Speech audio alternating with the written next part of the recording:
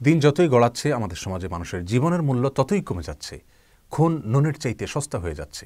রাসূল করিম সাল্লাল্লাহু আলাইহি ওয়াসাল্লাম পশু পাখি কীটপতঙ্গকে পর্যন্ত দয়া করতে বলেছেন, তাদেরকে পর্যন্ত অকারণে এবং অন্যায়ভাবে হত্যা করতে নিষেধ করেছেন।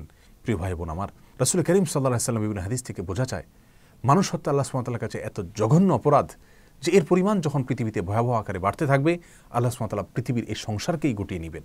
কিয়ামতের পূর্ব মুহূর্তে হত্যার পরিমাণ ভয়াবহ আকারে বেড়ে যাবে এবং যে হত্যা করছে সে নিজেও জানবে না সে কেন হত্যা করছে, যাকে হত্যা করা হচ্ছে তিনিও জানবেন না তাকে কেন হত্যা করা হচ্ছে।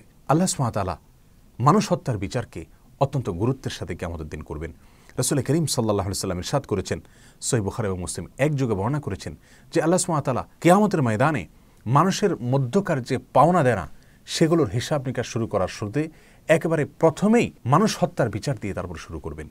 আমলের ক্ষেত্রে সালাতের হিসাব দিয়ে আল্লাহ সুবহানাহু ওয়া তাআলা হিসাব নেওয়া শুরু করলেও মানুষের মধ্যকার বিবাদমান যে সমস্ত বিবাদ, যে মানুষের পারস্পরিক হক অধিকার নিয়ে যত বিচার হবে সেগুলোর ভেতরে মানুষ হত্যার বিচার দিয়ে আল্লাহ সুবহানাহু ওয়া তাআলা বিচার শুরু করবেন।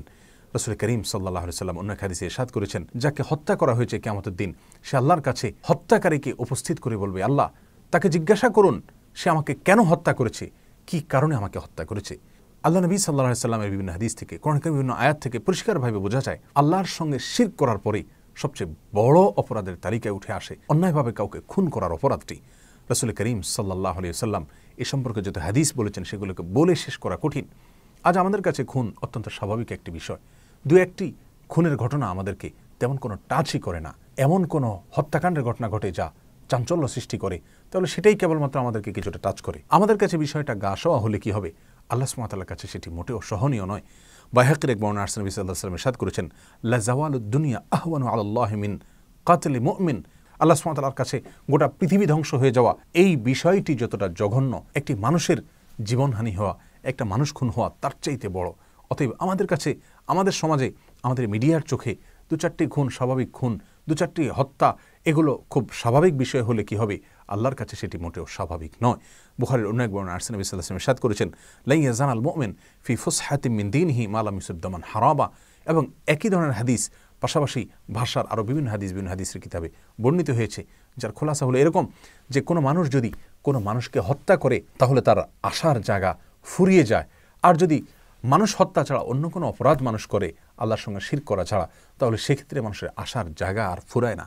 অতএব আল্লাহর কাছে মানুষ হত্যা করা অত্যন্ত জঘন্য অপরাধ। প্রিয় ভাই বোন, আজকাল একটি হত্যাকাণ্ডে যখন অনেক লোক জড়িত থাকে, 5-10 জন 15 জন 20 জন জড়িত থাকে, দুনিয়ার আদালত দেখা যায় যে 2-1 জনকে হয়তো চরম শাস্তি দিলেও অন্যদেরকে বিভিন্ন মেয়াদে সাধারণ বা লঘু শাস্তি দিয়ে থাকেন। কিন্তু আল্লাহ সুবহানাহু ওয়া তাআলার বিধান এক্ষেত্রে মানুষ হত্যার ক্ষেত্রে অত্যন্ত ভয়াবহ, অত্যন্ত কঠোর। রাসূল করিম সাল্লাল্লাহু আলাইহি ওয়াসাল্লাম ইরশাদ করেছেন, তিরমিজিতে হাদিসটি বর্ণিত হয়েছে যে গোটা পৃথিবীর সমস্ত মানুষ, এমনকি আসমানে যারা বসবাস করে তারাও যদি একত্র হয়ে সকলে মিলে নবমণ্ডল এবং ভূমণ্ডলের সমস্ত মানুষ যদি একত্র হয়ে একজন মানুষকে হত্যা করে, আল্লাহ সুবহানাহু ওয়া তাআলা ওই একটি খুনের বদলায়, একটি খুনের শাস্তি স্বরূপ গোটা নবমণ্ডল এবং ভূমণ্ডলের সমস্ত মানুষকে জাহান্নামে দিতে পর্যন্ত কার্পণ্য করবেন না। আল্লাহর কাছে মানুষ হত্যা এত ভয়াবহ অপরাধ। প্রিয় ভাই বোন আমার, ইবনে মাজার এক হাদিসে আসছে রাসূল করিম সাল্লাল্লাহু আলাইহি ওয়াসাল্লাম ইরশাদ করেছেন, ওই আল্লাহর শপথ করে বলছি যে আল্লাহর হাতে আমার জীবন। কাবা এবং বাইতুল্লাহকে খেয়াল করে লক্ষ্য করে সম্বোধন করে তিনি বলছিলেন প্রতীকীভাবে যে আল্লাহর কাছে তোমার মর্যাদা যত বেশি, একজন মানুষের জীবনের মর্যাদা এবং মূল্য তার চাইতে অনেক বেশি। রাসূল করিম সাল্লাল্লাহু আলাইহি ওয়াসাল্লাম বুখারী মুসলিম হাদিসে বলেছেন, তোমরা 7টি ভয়াবহ ধ্বংসাত্মক অপরাধ থেকে বেঁচে থাকবে। তার শুরুতে তিনি শিরকের কথা বলেছেন, এরপরেই 3 নম্বরে তিনি বলেছেন মানুষ হত্যা করার কথা।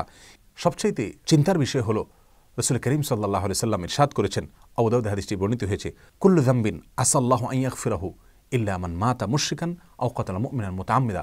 যত অপরাধ হতে পারে সমস্ত অপরাধের শাস্তি আল্লাহ সুবহানাহু ওয়া তাআলা মওকুফ করতে পারেন, তবে যে ব্যক্তি মুশরিক অবস্থায় শিরক করতে করতে মৃত্যুবরণ করেছে অথবা কোনো মানুষকে, কোনো মুমিনকে ইচ্ছাকৃত হত্যা করেছে, এই 2 অপরাধ এটা আল্লাহ সুবহানাহু ওয়া তাআলা মাফ করবেন না। এবং কোরআন কারীমের সূরা নিসা 93 নম্বর আয়াতে একই কথা বলা হচ্ছে। আল্লাহ সুবহানাহু ওয়া তাআলা বলেছেন, ওমা ইয়াকতুল মুমিনান মুতাআম্মিদা ফাজাযাউহু জাহান্নাম খালিদান ফিহা ওয়া গাদিবাল্লাহু আলাইহি ওয়া লাআনাহু আ'আদ্দা লাহু আযাবান আযীমা। আল্লাহ সুবহানাহু ওয়া তাআলা এই আয়াতে 5টি শাস্তির কথা বলেছেন, 5টি কঠিন ভয়াবহ সতর্ক বার্তা তিনি জারি করেছেন। কোনো মানুষকে ইচ্ছাকৃতভাবে যদি কেউ হত্যা করে তার বিপরীতে তার ভিতরে 1 নম্বর হলো তাকে জাহান্নামে দেওয়া হবে, দ্বিতীয়ত তাকে সেখানে চিরকাল রাখা হবে, তৃতীয়ত আল্লাহ সুবহানাহু ওয়া তাআলা তার প্রতি রাগান্বিত হবেন, চতুর্থত আল্লাহ সুবহানাহু ওয়া তাআলা তার প্রতি অভিশাপ নাজিল করবেন, পঞ্চমত আল্লাহ সুবহানাহু ওয়া তাআলা তার জন্য কঠোর এবং ভয়াবহ শাস্তির ব্যবস্থা করে রাখবেন। মানুষ খুনের এই ভয়াবহ অপরাধ, এটা যদি আমাদের সমাজের খুনিরা জানতো, এর কি চরম শাস্তি আল্লাহ সুবহানাহু ওয়া তাআলা দিবেন সেটা যদি জানতো, তাহলে কোনোদিন তারা খুনের ধারে কাছেও যেত না। সূরা মায়েদার 32 নম্বর আয়াতে আল্লাহ সুবহানাহু ওয়া তাআলা বলেছেন, মান কাতালা নাফসান বিগাইরি নাফসিন আও ফাসাদিন ফিল আরদি ফাকান্নামা কাতালা আন-নাস জামিআ, যে ব্যক্তি কোনো মানুষকে অন্যায়ভাবে হত্যা করলো, সে যেন গোটা বিশ্ব মানবতাকে হত্যা করলো।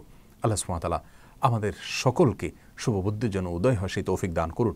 আমাদের সমাজের প্রত্যেকটা মানুষের জীবনের নিরাপত্তা আল্লাহ সুবহানাহু ওয়া তাআলা আমাদেরকে দান করুন। সুবিচার যেন আমরা নিশ্চিত করতে পারি, আল্লাহ তাআলা সেই শক্তি সামর্থ্য আমাদেরকে দান করুন। এবং নিরীহ যে সমস্ত মানুষরা নিহত হচ্ছে, তাদের পরিবারের জন্য সান্ত্বনা হলো, এই দুনিয়াতে যদি তারা বিচার নাও পান, ইনশাআল্লাহ আল্লাহর আদালতে তারা অবশ্যই বিচার পাবেন এবং কঠোর শাস্তির মুখোমুখি খুনিকে হতে হবে। আল্লাহ সুবহানাহু ওয়া তাআলা আমাদের সকলকে আল্লাহর ভয়ে সমস্ত অন্যায় কাজ থেকে বিরত থাকার তৌফিক দান করুন এবং একটি সুষ্ঠু শান্তিপূর্ণ সমাজ আমাদের সকলকে আল্লাহ সুবহানাহু ওয়া তাআলা নসিব করুন। আস-সুন্নাহ ফাউন্ডেশন, উম্মার স্বার্থে সুন্নাহর সাথে।